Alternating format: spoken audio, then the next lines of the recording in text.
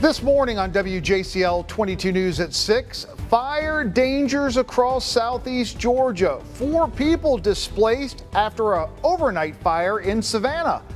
What we know about the investigation this morning.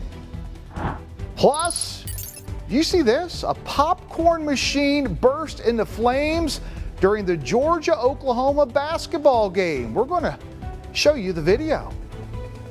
And a possible break in the search for Nancy Guthrie. The FBI is analyzing DNA from a glove found near her home.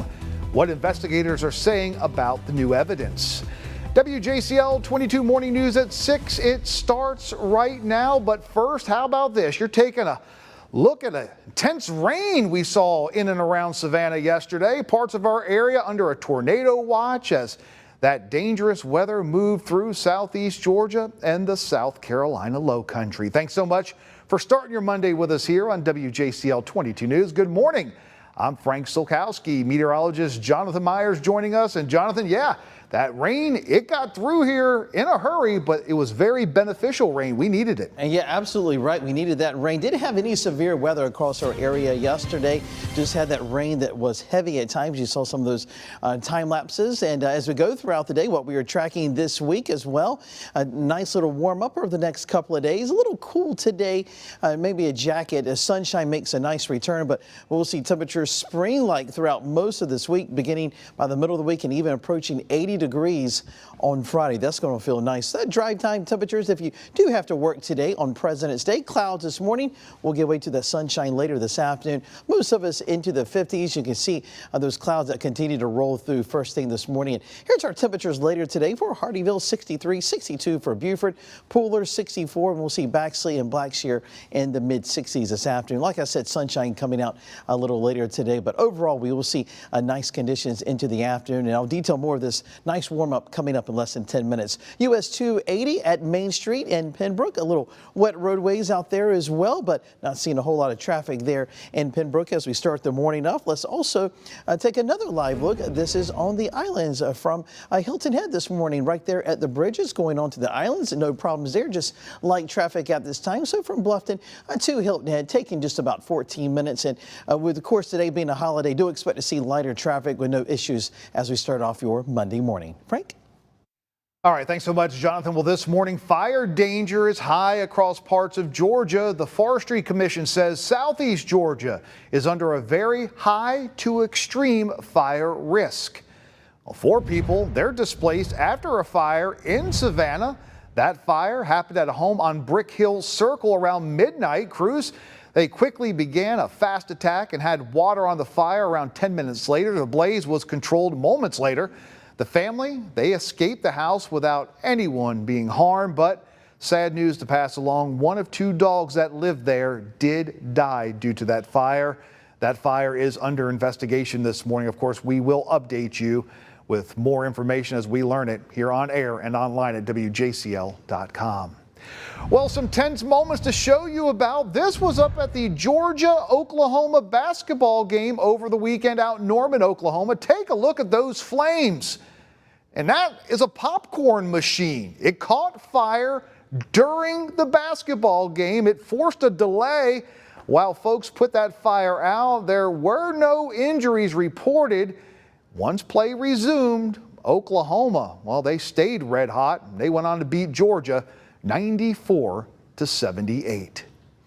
Well, Savannah police, they're asking for your help this morning after a detainee escaped from custody. WJCL 22 News' Madeline Cooper is live with what police say happened and how you can help. Good morning, Madeline. Hey, good morning, Frank. SPD says they are actively searching for a detainee who escaped from custody at a local hospital Saturday afternoon. They identified him as 24-year-old Stanley A. Smith. He's described as a black male with brown eyes and black hair and distinctive cross tattoos on his forehead and both cheekbones. Investigators say he was last seen running around here on East 67th Street towards the canal, and be on the lookout alert has been issued. Police say he was wearing a camouflage hoodie, black sweatpants, and black socks. He was not wearing shoes. Police are urging anyone who sees him or knows where he may be to call 911 immediately. Tips can also be submitted to Crime Stoppers at the number on your screen or through the Savannah Police Department's mobile app. Now, SPD has not released any further information, but this is a developing story, so we will bring you the latest both on air and online. WJCL.com. Frank.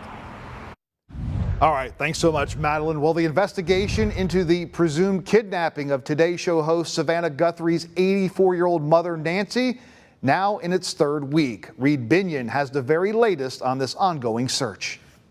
Another glove. We're hopeful that, this is going to be a clue that'll lead them to the suspect. Law enforcement experts reacting to news that the FBI is analyzing DNA from a glove found near Nancy Guthrie's home. They're doing everything they can to get a profile in CODIS, and they'll run it and see if it does match to somebody. According to the FBI, the glove appears to match those worn by the suspect captured in doorbell camera footage outside Guthrie's home the morning she disappeared. The agency said the glove with the DNA is not the same glove the New York Post reported on last week, with a photograph of a black glove investigators found less than 2 miles from Nancy Guthrie's home. This glove could be very promising, but we have to caveat that a little bit. Yes, it has male DNA apparently on it, but we don't know if it's the same DNA that's inside that house. Late last week, the Pima County Sheriff's Department said authorities found DNA at Nancy Guthrie's property that didn't belong to her or those in close contact to her. Those investigative developments coming ahead of another emotional plea on Instagram by Savannah Guthrie Sunday. It's been 2 weeks since our mom was taken. We still have hope. The Today Show anchor appealing directly to those who may have her mother or anyone who may know anything about the case. It is never too late to do the right thing. I'm Reed Binion reporting. Well, as rent continues to climb, some local families are learning how to transition from renting to buying and what programs may help them get there. According to the University of Georgia economists, pre-pandemic home prices used to be about 29% of your paycheck. That number has risen to 41%. That was one of many reasons for Saturday's Come Get Your Keys housing fair in Savannah. The event, hosted by State Representative Carl Gilliard, aimed to help more families make the jump from renting to owning. There's a housing crisis in Georgia, and people are looking for affordable housing. And then the second thing, the rent sometimes becomes too high. Organizers say the goal of Saturday's event was to bring resources directly to the community so families can go from asking questions to getting keys.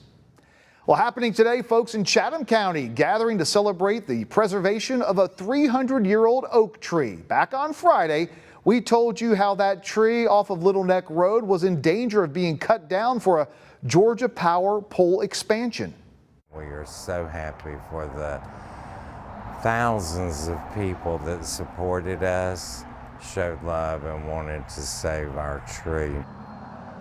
Well, dozens showed up over the weekend to celebrate the tree's designation as exceptional by county arborists. Now, this protects the tree from damage or endangerment. Supporters painted a sign saying, "Respect your elders," as folks and pets stopped by to admire the tree. The picnic was a preview to a larger celebration set for later today. My great aunt was part of the original Savannah Historic Society, and at the time they campaigned to save all of the live oaks that now make Savannah so famous. So I thought it was really amazing what Chatham County and Savannah was able to get together in such a short time to come together and protect this tree and get it designated as a landmark. I just took some video of the tree, I put a song to it, and then we put it out, and it went crazy viral. People were really, really mad about what Georgia Power is doing, so they just kept sharing it and commenting and everything else. Like, mark this on the Google Maps. Now, even though the tree can't live forever, the owner hopes that it's going to live for another 50 to 100 years. Time check for you, just about 10 after 6 this Monday morning, and gunfire erupts inside an Atlanta dentist's office. What sparked the encounter and what police are still working to learn this morning. And Michael Jordan on another championship-winning team. Hardwood or track, doesn't matter. Recap from Sunday's Daytona 500 on the way. And we're tracking out a lot of clouds this morning, but sunshine will make a return later today. As we look live in Savannah, temperature at 56 degrees. I will have the work week forecast coming up. And to keep up that certified most accurate forecast, just download our WJCL 22 News app. Your news, weather, and Savannah's hottest hits on Hot 98.3.